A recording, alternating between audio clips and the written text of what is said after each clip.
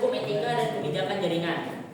Yang pertama, ketika mesin server bekerja melayani berbagai tugas dari komputer klien dalam jaringan, maka besar resource hardware yang dimiliki juga makin berkurang. Jadi kalau makin banyak penggunaan server, maka resource hardware-nya yang dimiliki juga makin berkurang. Lalu masuk ke poin A, pentingnya keamanan data. Orang awam cenderung akan tidak terlalu peduli sama password-passwordnya. Kayak password Facebook kalian pasti kan gampang, kayak percampuran tanggal lahir, bulan, dan lain-lain. Baru ada juga yang lupa, mereka buat Gmail tapi lupa passwordnya apa, karena mereka nggak terlalu fokus lah sama begituan. Nah, jadi karena hal itu data mereka gampang diretas. Nah, pas diretas baru mereka akan menyesal, baru mereka akan pusing gimana cara balikinnya, nanya sana sini dan kemari. Nah, masuk ke poin 1, data dan informasi.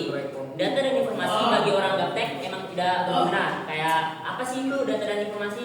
Nah, tapi kalau kita olah lebih dalam itu sebenarnya sangat berbahaya. Kita ambil contohnya sebagai nis siswa. Nah, dari nis itu kita bisa dapat kayak dia itu sekolah dari mana saja, baru rumahnya di mana, nomor teleponnya, nama orang tua, serta kakak-kakaknya. Nah, itu cuma bermodal nis doang. Kita bisa dapat semuanya dari situ. Dari ini kita bisa dapat kakak, alamat, dia daftar sekolah mana saja. Nah, lanjut ke A, data. Data adalah kumpulan fakta atau angka mentah yang belum diolah atau belum memiliki makna secara langsung. Data bersifat teknis dan masih perlu diolah serta dianalisa lebih lanjut. Lalu lanjut ke informasi. Informasi adalah data yang telah diolah atau diorganisir sehingga memiliki makna atau memberikan pemahaman. Semakin banyak informasi pribadi terekspor, maka potensi penyalahgunaan informasi akan semakin meningkat. Baru yang kedua, disiplin dalam keamanan sistem informasi.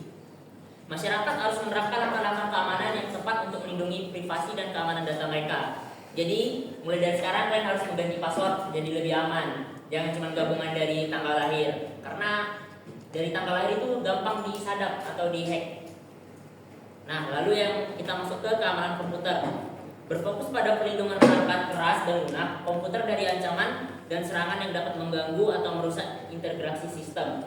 Baru keamanan data. Keamanan data berkaitan dengan melindungi data dari akses-akses lainnya.